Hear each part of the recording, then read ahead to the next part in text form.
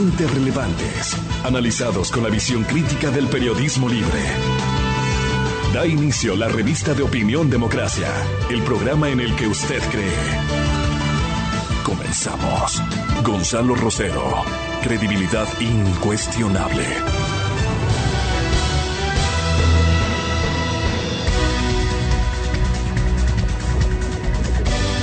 Buenos días, amigas, amigos. Estamos ya iniciando este martes 27 de octubre. Última semana, decíamos, de octubre. 52 centros superiores aprobaron evaluación, dice el diario El Comercio. Chile tendrá 20 meses de debate constitucional y la movilidad en la frontera cambió tras el cierre de Rumichaca. Eso nos trae El Comercio. El Expreso, en cambio, el feriado y la reactivación en riesgo por los contagios. Claro, esto nos invita a reflexionar sobre cómo podríamos enfrentar. Hay agotamiento, ciertamente que hay agotamiento, pero creo que es el momento, digamos, uno de los momentos más importantes para cuidarnos entre todos y reforzar algunas seguridades. Acabamos de pasar, esperamos tener alguna información del geofísico, un sismo, y este sismo no les podría decir de cuántos grados y estas cosas, pero lo sentimos aquí en el centro norte de la capital. La agenda de esta mañana comienza con el tema de la seguridad social. El señor presidente Moreno dijo que el déficit es de 2.250 millones al año en el Seguro Social. No sé si... Perdón, Milton. Tenemos un audio del señor presidente Moreno y saludamos al señor economista Jorge Madera. Él es el director de la Mesa de la Seguridad Social. También queremos saludar al economista Fernando Mosquera, que él es veedor de la Seguridad Social de la Contraloría. Quisiera, para iniciar este diálogo, escuchar lo que dijo el señor presidente Moreno el día de ayer. Hoy, el IES tiene un ingreso mensual promedio de $325 millones. El ingreso mensual promedio del IES es de $325 millones por diferentes conceptos, fundamentalmente por los aportes que dan los empleadores y los empleados. Pero el egreso mensual es de 512 millones, o sea, un déficit de 187 millones cada mes. Son más de 2.250 millones de dólares al año. Eso resulta inmanejable para cualquier Estado. Por eso debemos tomar medidas más que urgentes. Cada año que pasa, la situación se puede ir complicando más. Nosotros, como gobierno responsable, estamos implementando las acciones que nos corresponden. A través de un trabajo técnico entre el Ministerio de Finanzas y el IES se ha llegado a un acuerdo para seguir trabajando en el fortalecimiento de la seguridad social. Con el pago que hemos anunciado solucionamos el tema del corto plazo, pero vuelvo a decirlo, el IES necesita tener un futuro sostenible. Señor economista Jorge Madera, bienvenido, buenos días. Bueno, este es un anuncio que un poco ustedes tienen que haberlo estado siguiendo.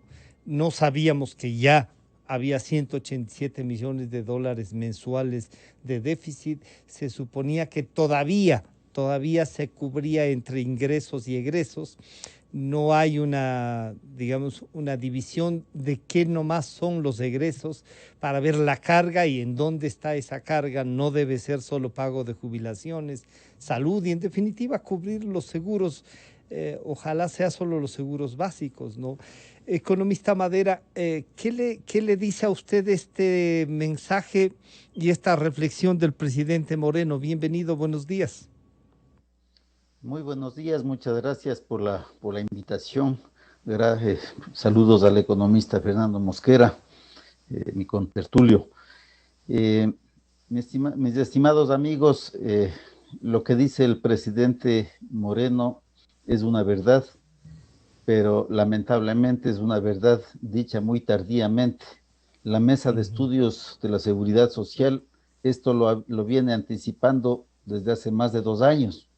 Ya las proyecciones financieras se venían dando y bueno, lamentablemente no se tomaron las decisiones que se debían tomar a tiempo, y es por eso que nosotros consideramos que el sistema de seguridad social tiene que entrar a ser reformado urgentemente. Esa es otra verdad que dice el presidente Moreno. En realidad, los ingresos que tiene por los diferentes conceptos del seguro social, sea por afiliaciones, por recaudaciones, por los intereses que estarían ganando las inversiones, no alcanzan para cubrir el gasto prestacional. Tal es así, tan no alcanzan, que ya desde hace varios meses se viene desinvirtiendo de los fondos capitalizados. Es decir, lo que yo tenía de capital, lo que tenía reunido capitalizado como reserva para cubrir las prestaciones en el futuro, lamentablemente eso ha sido motivo de desinversión. Nos estamos gastando, entonces, gastando la plata que tiene que servir para el futuro, Jorge.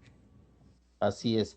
Hay que entender que estos sistemas de seguridad social, especialmente el sistema nuestro, que es un sistema en el tema de invalidez, vejez y muerte, por ejemplo, es un fondo colectivo de capitalización a través del cual nosotros aportamos, se va capitalizando, ese fondo debía ir creciendo y bueno, la verdad es que eso creció más o menos hasta el año 2015 y de allá para acá se ha venido descapitalizando. Eso quiere decir Permítame, que Jorge, saludar al economista Fernando Mosquera de esta veeduría, que no sé cuánto en la propia Contraloría, qué espacio está dando, porque la Contraloría también tendrá que entregar sus informes en virtud de eso para fortalecer lo que tanto las veedurías como la mesa ha venido haciendo un trabajo. Economista Mosquera, bienvenido, buenos días. Pero permítame, antes de ir a esa pregunta, comentar que el sismo que acabamos de sentir tiene una magnitud de 3.57, una profundidad de 5 kilómetros y está ubicado en Machache, en la provincia de Pichincha. Ahora sí, economista Mosquera, bienvenido, buenos días. Buenos días, doctor Rocha. Espero que se me escuche bien. Sí, está perfecto. A nuestro coordinador de la Mesa de Seguridad Social, a Jorge Madera, que vamos a tratar este tema tan importante. Coincido totalmente con lo dicho por Jorge, en especial respecto a que el gobierno que está por terminar, que le resta poco tiempo, que sus autoridades conocían la gravedad de la situación económica de la seguridad social. Primero mantuvo por un buen tiempo al señor Richard Espinosa, que venía de la anterior administración, y él es el que dijo que en salud no había ninguna deuda y que por lo tanto el Estado no lo debía. Luego el señor Rodas, que prácticamente siguió con las mismas actuaciones del señor Espinosa, la terminación de la construcción de los hospitales, sobre el cual hay todavía informes de la Contraloría que están por definirse. Luego el señor Granda, que nos habíamos reunido varias veces y le habíamos indicado la gravedad de las finanzas de la seguridad social, y finalmente el señor Water, que estuvo también en la Corporación Financiera y que por lo menos ha hecho que el Estado ya no le entregue más papeles a la seguridad social en un monto que en primera instancia era de 600 millones de dólares, posteriormente se subió a 900 y 500 en efectivo, y felizmente se ha tomado la decisión de entregar a la seguridad social 1.500 millones de dólares que corresponden al pago del 40% que estuvieron impagas y represadas desde el mes de octubre del año pasado y que por lo tanto ha sido un año completo. Pero al respecto debemos considerar que lo que necesita y que va creciendo año a año la seguridad social para el pago de pensiones, por ejemplo, en el año 2019 fueron 4.250 millones de dólares y para el 2020 4.470 millones de dólares. Si nosotros eso dividimos para 12, son más o menos 370 millones de dólares que necesita la Seguridad Social solo para el pago de pensiones y para el pago de medicinas, de todo el funcionamiento de la salud, entre 80 y 100 millones de dólares, sin contar con el tema de la pandemia.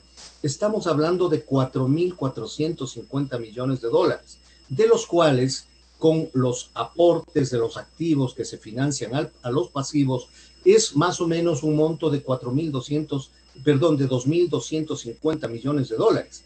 Lo que ha dicho el presidente, poniendo en términos fáciles, si nosotros tenemos gastos de 525 millones de dólares y un poco más de 300 de ingreso, es el 60% de lo que necesita el seguro al mes. Por eso la necesidad de pagar el 40% para poder completar los aportes de los activos más la contribución del Estado para el financiamiento de pensiones que año a año van subiendo porque se van jubilando más personas. Pero hay otras cosas que están pendientes. Y antes de avanzar a eso, economista Mosquera, quisiera preguntarle al economista Madera, bueno, tienen que haber afectado, y les planteo a los dos, también más de 100.000, algunos dicen casi 300.000, pero por lo menos de lo que queda así en datos de la Seguridad Social, 225.000 estaban con la pandemia, dejaron de aportar, y de 325.000, que fue la primera cifra, digamos. Todo eso tiene que haber afectado a los ingresos de la Seguridad Social.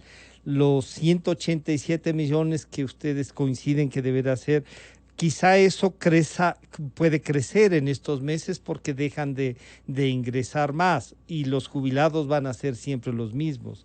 La discusión es ese 40% que el Estado, de acuerdo a la ley, tiene que aportar para cubrir parte de las jubilaciones, va a crecer porque va a haber más jubilados, va a haber mayor necesidad y no todo puede decirse el presupuesto general del Estado cubrirá. Si bien hubo un presidente que dijo vamos a respaldar las pensiones, no el 40, sino hasta el 100% si es necesario, por ahora si tienen plata gasten nomás. Pero esto del 40% también es una carga muy importante en el presupuesto y puede ir creciendo en un momento dado, no va a poder financiarse del presupuesto, economista Madera. Sí, en verdad el 40% se va haciendo cada vez más insoportable, insostenible para el fisco del país. Solamente para tener una idea del desglose, ¿no? De julio a octubre del año 2019 no se pagó 570 millones de dólares. Y de enero, de enero a junio de este año, 570 millones.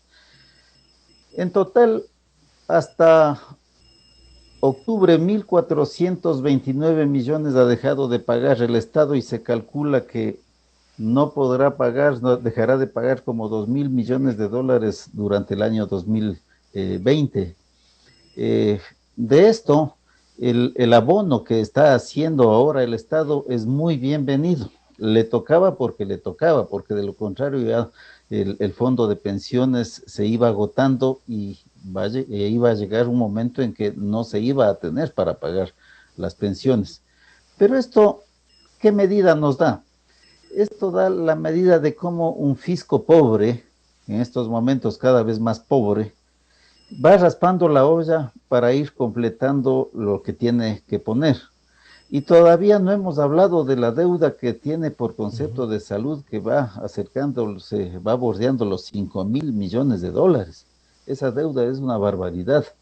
Entonces, la estructura de financiamiento de la seguridad social, tal como venía dándose según la ley, ya es insostenible. Quizá, si es que el Estado ecuatoriano hubiera mantenido los ingresos de dólares por el petróleo que se tuvo en la época del señor Correa, A lo mejor, si es que se hubieran tomado las decisiones cuando había superávits de dinero, a lo mejor en este momento no estábamos hablando de esta manera. Pero en este momento el gobierno actual ha sufrido las consecuencias no solamente de la baja del petróleo, sino del embarque de gastos que tuvo la época correísta dentro del mundo de la seguridad social. Entonces no hay plata que alcance, mis estimados amigos. Entonces, ¿qué es lo que conviene? ¿Qué es lo que toca hacer en este momento? Hay que cambiar totalmente la matriz de financiamiento del sistema. Ya. Hay que cambiarla. Lo que ahora solamente el 40% representaría cerca del 2% del Producto Interno Bruto, según cálculos de algunos expertos, ¿no? Ese 2, lo que es ahora el 2%, en 15 años representaría el 6%, el 8%. No, es Eso es insostenible. insostenible. No hay Eso es cómo, insostenible. no se puede. Economista Mosquera, entonces la reforma tiene que ir, pero un poco estarán conscientes los ciudadanos de lo que nos ha pasado si nos vendieron la idea de que había superávit, de que tiene plata la seguridad social y entonces hagan más lo que quieran, y encima de eso le han robado en medicinas, le han robado en la construcción de hospitales y no podemos ni siquiera recuperar algo. Algunos delincuentes se están riendo en la cara, tienen funcionarios públicos que son responsables y que siguen estando ahí, ellos o sus parientes más cercanos. O sea, hay una especie de pago también a lealtades. ¿Cómo comenzamos esta discusión que se le ha planteado? Se ve que el ministro nuevo de Finanzas tiene una visión más consolidada del tema, pero ¿cómo planteamos la discusión a la ciudadanía, economista Mosquera? Gracias, doctor Rocha. Los veedores ciudadanos en la Contraloría le pudimos demostrar al actual Contralor de que las propias autoridades de mandos medios estaban engañando incluso a la Contraloría, indicando que en el fondo de pensiones había un equilibrio cuando le ponían en el lado de los ingresos a las desinversiones. Es como sacar de su libreta de ahorros para poder pagar pensiones. Eso había generado enormes confusiones en el anterior gobierno, como que el IES tenía la suficiente liquidez. Una cosa es el equilibrio de caja y otra cosa es la capitalización de los fondos previsionales. Eso en primer lugar. Pero felizmente hoy está al mando del Ministerio de Finanzas un hombre que ha sido en muchas ocasiones invitado por este observatorio de la seguridad social llamada Mesa de Seguridad Social, en la cual Jorge es el coordinador, como es el economista Mauricio Pozo. Él ha estado en varios eventos que ha organizado la mesa como disertante del tema.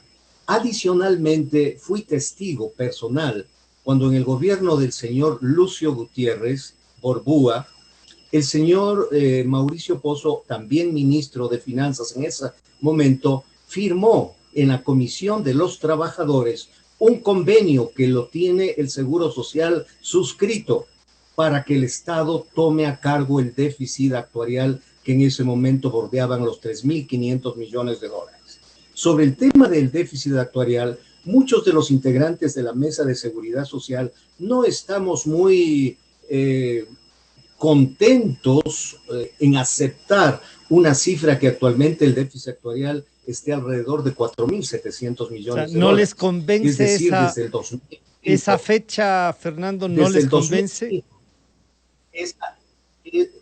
Panchito, esa cantidad nos creemos que es necesario auditar, porque en ciertas aproximaciones que hicimos en la Comisión Técnica de Inversiones en el IES, cuando me ocupó la responsabilidad de presidirla, ya llegaba el déficit actuarial a más de 7.000 millones de dólares. Por lo tanto, esa cifra tiene que ser hecha la auditoría correspondiente. Mientras que el convenio que firmó el economista Mauricio Pozo en la Comisión de los Trabajadores de los 3.500 a esa fecha del déficit actuarial, esa cantidad fue hecha por una compañía de actuarial ecuatoriana y auditada por una compañía brasileña de nombre Mercer, y por lo tanto era una cifra certificada. Eso en segundo lugar. Pero lo que acaba de decir Jorge realmente es lo más importante. Recuerde usted que cuando estaba por terminar el gobierno del señor Correa y estaba todavía el señor Richard Espinosa y la deuda de salud superaba los 2.700 millones de dólares, dijo que porque no había un reglamento no había deuda. Cuando ya vino el señor Moreno, eso subió a 3.400 millones de dólares. Actualmente está auditada cerca de 4.000 y más millones de dólares. Pero hay un fondo que dejó de auditarse producto de esa mala declaración de que no había deuda y debe estar superando, ratifico lo que dice Jorge, más de 5.000 millones de dólares y personalmente estimo que debe estar bordeando los 6.000 millones de dólares producto de enfermedades catastróficas, jubilados y menores de 18 años que le cuestan al Seguro Social al año alrededor entre 200 y 300 millones de dólares, y es que se ve el número de atenciones en el sistema de seguridad social creció exponencialmente, dejándole obligaciones del Estado a la seguridad social. Entonces, yo ratifico lo que acaba de decir Jorge. Este gobierno acaba de hacer cosas interesantes, como por ejemplo la emisión, la Junta de Regulación Monetaria y Financiera de la resolución 605 y 606, pero al final se están haciendo cosas medianamente útiles para la seguridad social, como es, por ejemplo, el pago en efectivo en 3 tramos de los 1.500 millones de dólares que le está debiendo por el 40% y que subirán hasta el mes de diciembre un tanto más. Pero adicionalmente con pero esta resolución... antes de avanzar en las otras cifras, quisiera consultarle al economista Madera si es que el tema es una matriz. Fernando nos hace un diagnóstico, Jorge, un diagnóstico que un poco es, uno dice, esto está ya sin muchas salidas. La salida tiene que ser también una compartida con los afiliados. Y los afiliados van a tener que entender lo que Jorge nos recuerda. No se puede dar atención de salud desde un seguro que no se pague. ¿Cómo hay que cubrir eso entonces? No se puede decir tampoco que el presupuesto general del Estado sea. No se puede pagar décimos terceros si no se ha aportado sobre los décimos, ¿no es cierto? Sobre el 13º y el 14º. Hay que tener una decisión sobre cómo. Si la Corte Constitucional dice no les cobren a los jubilados, busquen cómo pagar. Hay que buscar entonces, esta matriz de financiamiento pasa con seguridad porque hay que modificar los tiempos para jubilación, por incrementar los aportes, pero ahí hay que tratar un tema que yo le pido, Jorge, que si lo puede volver conexo, la famosa jubilación patronal que elimina a los trabajadores que tienen 19 años antes de que cumplan los 20. ¿No será mejor que se elimine esa, se incluya en una mejora del aporte a la jubilación y se tenga una mejora de la jubilación? Bueno, es ya una idea primera que le lanzo, pero esta matriz, ¿cómo nomás se puede funcionar, Jorge? Mi estimado Francisco, yo creo que en este momento tenemos ya todos los diagnósticos posibles del problema de la seguridad social. Hemos hablado de diagnósticos, ya la propia OIT, que ha hecho un convenio desde el tiempo de Paul Granda con el Seguro Social, ¿no? Se ha encargado de recoger y documentar todos los diagnósticos posibles del sistema y está publicado. Ya está. La gente está, eso se puede encontrar en el sitio web de la OIT. En la OIT, definitivamente, ¿no? En la OIT, así es. Y seguramente entendería que debería estar en la página web del IES también. Entonces, ya de diagnósticos, todos nos hemos agotado. Hemos logrado destapar muchas cosas que estaban muy tapaditas, ¿no?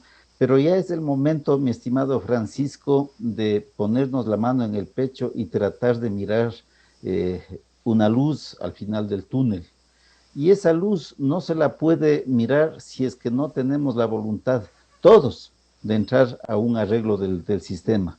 Porque este es un tema que no solamente es responsabilidad de un gobierno, es responsabilidad de los trabajadores, de los jubilados, de los empleadores y del gobierno. Es responsabilidad de un concepto de tripartismo para la toma de decisiones.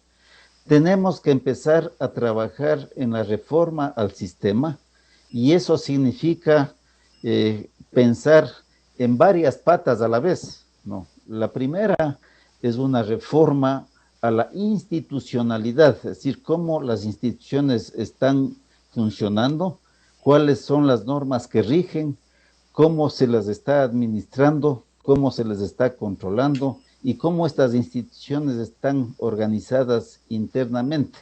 Entonces, es momento ya de ver eso. ¿Ya? Y para esto no es necesario que venga el próximo gobierno, esto se lo puede hacer desde ya. Yeah. Luego viene la reforma pensional. El sistema de pensiones que están dependientes del 40% y el modelo actual de pensiones no va más, definitivamente. Si alguien dice que eso puede ser sostenible en las mismas condiciones, que lo demuestre. No, y este es un tema absolutamente técnico, es un tema económico, es un tema actuarial, que hay que descubrirlo ante el país, ¿no? Luego viene el tema de la reforma del sistema de salud, del seguro social. El sistema de salud y seguro social ha sido el causante económico de muchos de los males que tiene ahora el seguro social, porque por atender esa cantidad de cosas que quisieron atender en el seguro de salud, tuvieron que echar mano o se vieron obligados a echar mano del fondo de pensiones y del fondo y del fondo de riesgos del trabajo, por ejemplo. Y luego viene la reforma del tema de inversiones. El tema del BIES es una barbaridad. Un banco que tiene 9 años de funcionamiento tiene unos problemas del tamaño de una catedral que realmente habría que irle desarmando, hacerle una disección a ese banco para ir arreglando. Entonces, esto no es sostenible, mi estimado Francisco. Cuando tú tienes, ¿no?, un diagnóstico que esté acordado por el país y que digamos todos estamos de acuerdo en que esto es realmente el problema y esto sea verificado académicamente, eso es lo que sostiene la mesa de estudio de la seguridad social. Entonces podremos poner los remedios, podremos poner los nuevos diseños. Y no es que vamos a poner una cosa preconcebida, no, cada país tiene que tener el diseño que se merece, el diseño apropiado de acuerdo con su demografía, su economía y las tendencias poblacionales. Entonces, mi estimado Francisco, esa luz que tiene que venir, ¿no?, al final del túnel, tiene que llegar lo más pronto posible porque el sistema se va agotando, los fondos se van agotando y puede llegar el momento en que el país no tenga para pagar, ¿no?, las prestaciones. Y claro, eso sería terrible, pero antes uno puede decir el Banco de la Seguridad Social, el BIES, creado con tanto entusiasmo, lo sacó de una dirección, que era una dirección en el IES, en el Instituto Ecuatoriano de Seguridad Social, y tiene, como dice Jorge, unos problemas del tamaño de la catedral. Fernando, ¿cómo lograr, por ejemplo, y ahí se ve, veíamos unas cifras que decían, tampoco han pagado algunos empresarios, no por la pandemia, porque uno entendería la pandemia y la ley podría cubrir esa parte y decir, oiga, esto se puede pagar después, pero antes de la pandemia hay algunas empresas que no han pagado. Hay una cosa que es terrible, han descontado el pago de los créditos y no le han pagado a la seguridad social, o sea, se robaron esa plata, podría uno decir, porque había que pagar, porque si le descontaron del sueldo al trabajador para un crédito quirografario, peor para un hipotecario. Todo eso la mesa de observación ha podido ubicar algo de esto, economista Mosquera. Sí, Panchito, ha podido ubicar y determinar algunos problemas, como lo dice Jorge, enormes. La cartera vencida de hipotecaria del BIES estaba en el 10.3%, es decir, en el triple de lo que tiene en cartera vencida un banco privado cualquiera. que no está sino en el 3, máximo el 4%. Adicionalmente, con la pandemia que se generó esa ley humanitaria, ha generado un incremento de casi 2 puntos adicionales.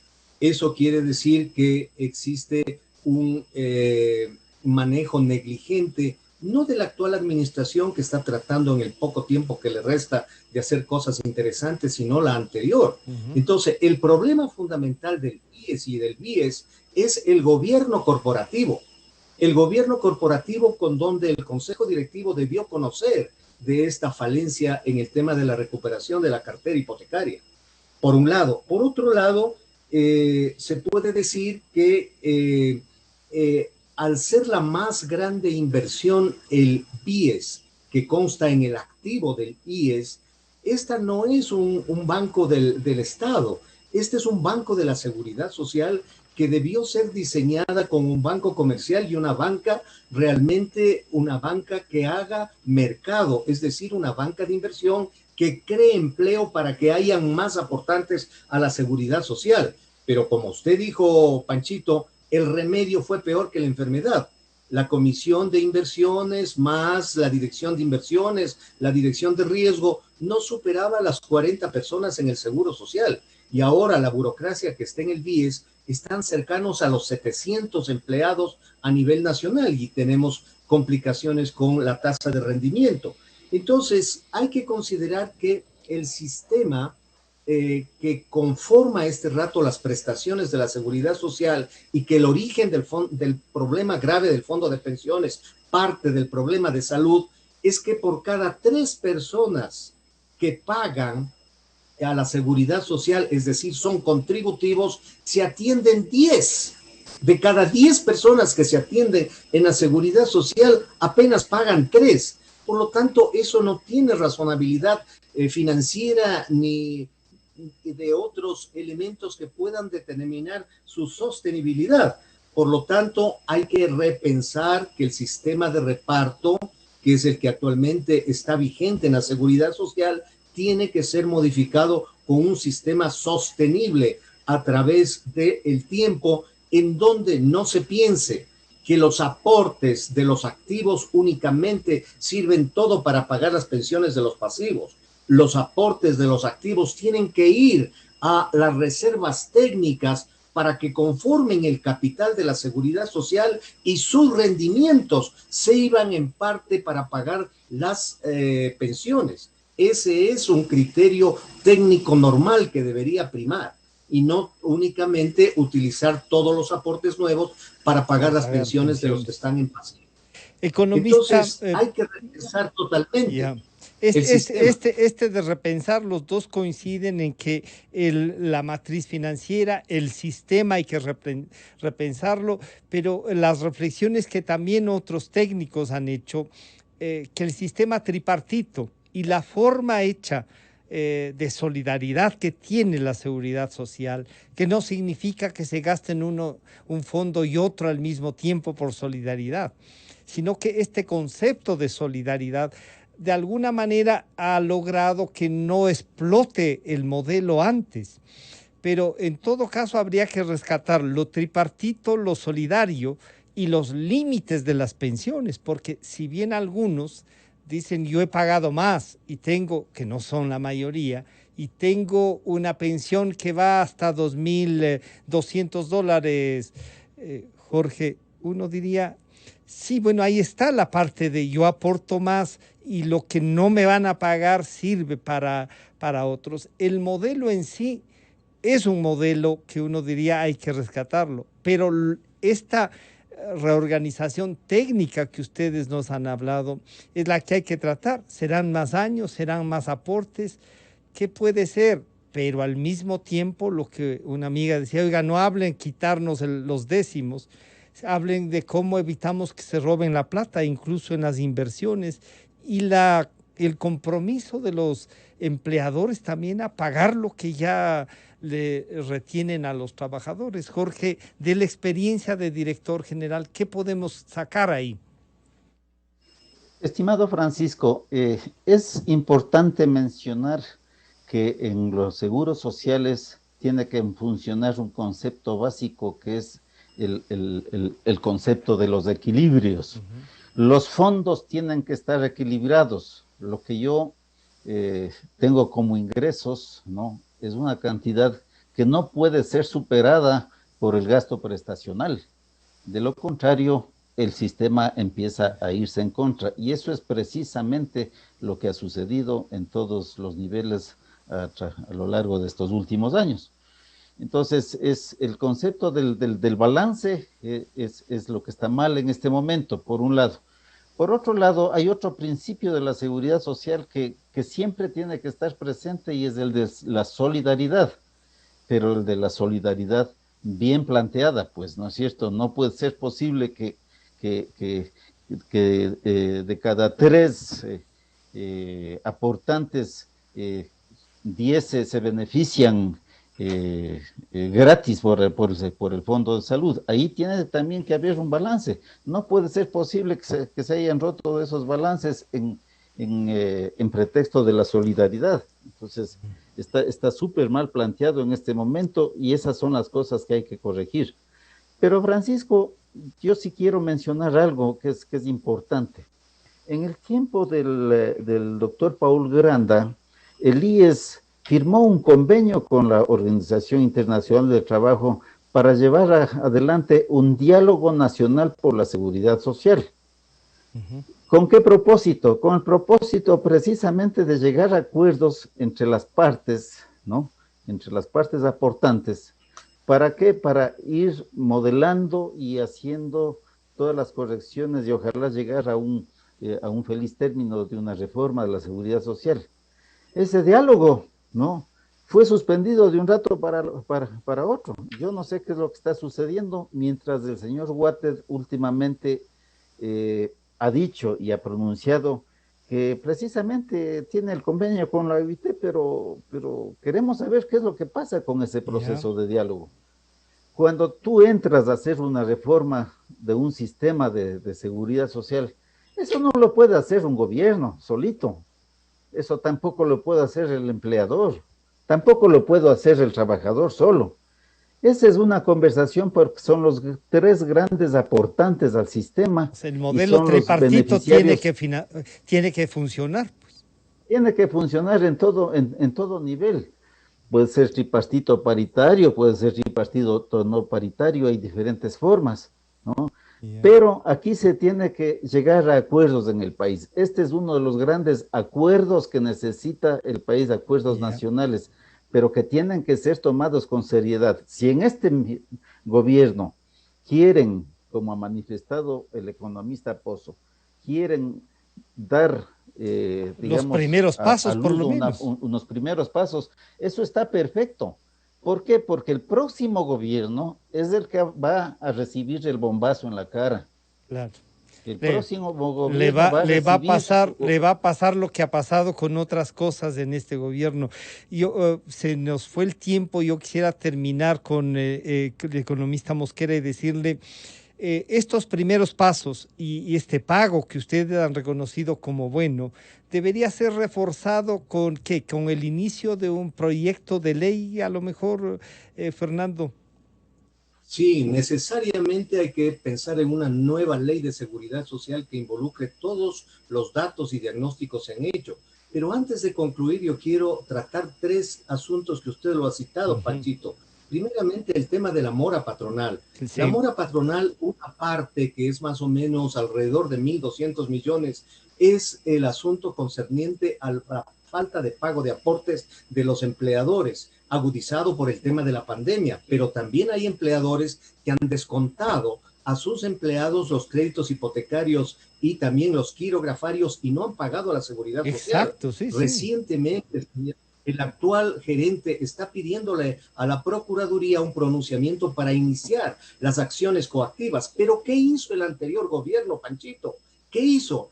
Eliminar los abogados externos que ganaban a destajo de acuerdo a lo que recuperaban. Como eso traía muchas complicaciones, les eliminaron y pusieron un solo funcionario con pocos recursos en donde ya los expedientes llegan hasta el tumbado.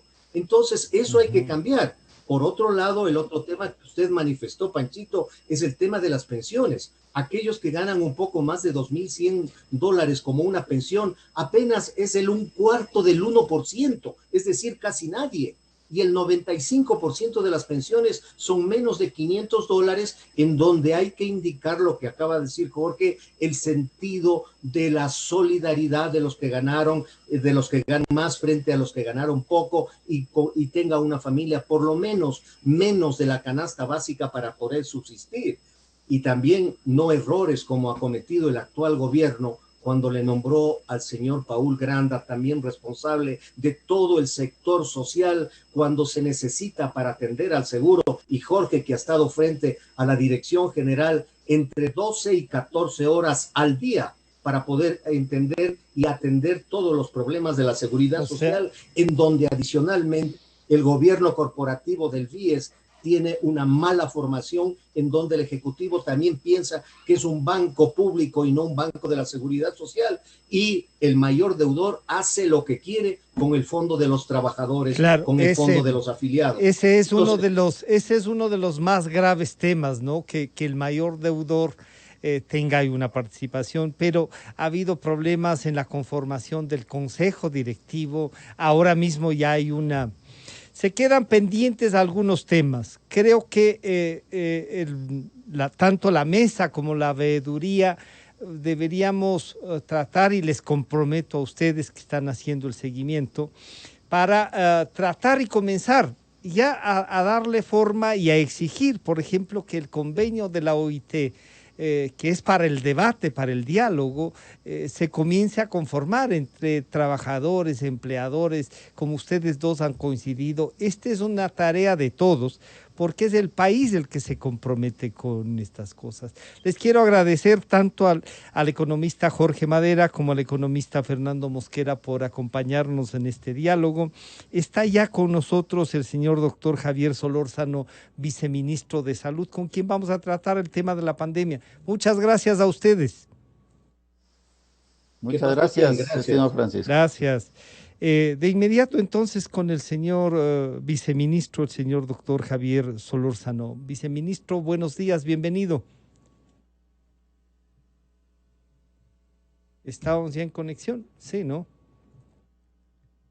Bueno, parece que vamos entonces a un pequeño corte para iniciar el diálogo con el señor viceministro. Calidad. Innovación.